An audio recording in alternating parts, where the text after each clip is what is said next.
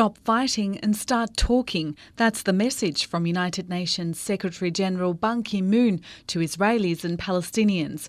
Mr. Ban has held discussions in the region with both parties to the conflict, repeating his calls for an immediate end to the unrest. Israeli military operation in Gaza must end. So must rocket fire from Gaza must also end. I have been traveling the region pressing for an immediate ceasefire. At every stop, I have called for much more to be done to protect the civilians and to ensure their rights under international humanitarian law.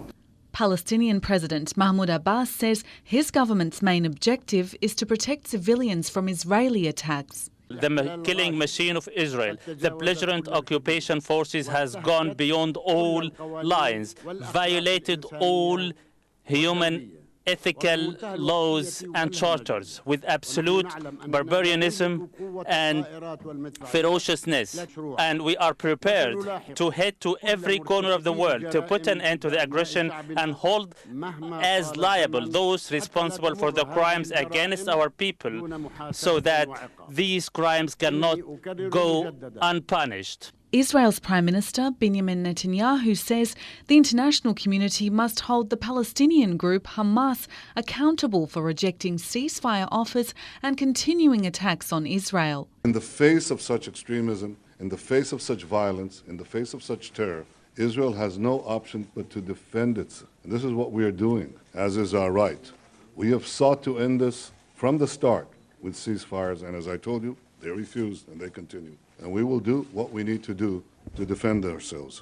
United States Secretary of State John Kerry, who's in Egypt for talks over the situation, has also called on Hamas to accept a ceasefire. Mr. Kerry has expressed US support for an Egyptian proposal for a ceasefire to end the fighting. Hamas has a fundamental choice to make, and it is a choice that will have a profound impact for the people of Gaza. And we're here working because we've seen too much blood shed on all sides. The United States is very grateful for Egypt's leadership, and we're here today, I am here personally at the request of President Obama, to immediately try to find a way to support Egypt's initiative. Despite ongoing international efforts, there's been no sign of an end to the clashes in the Gaza Strip. The fighting is now entering its third week. In Gaza, for children's charity Save the Children, spokesman Osama Damo describes the current conflict as a war on children. Simply because of the high number of children lost their lives, and the children who are among the casualties. More than 100 children have lost their lives. More than 1,000 children are casualties. We don't have even the numbers of the children who are left with long-term disabilities. That's why with this huge number of children affected and among the casualties, we see it as Save the Children as a war on children.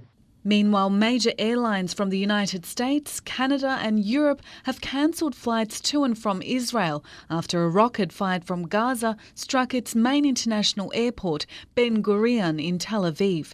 The cancellations heightened global fears of a rocket hitting a passenger jet in the wake of last week's downing of a Malaysia Airlines plane over eastern Ukraine. Israel maintains there's no reason to cancel flights, saying that merely yields to terrorism.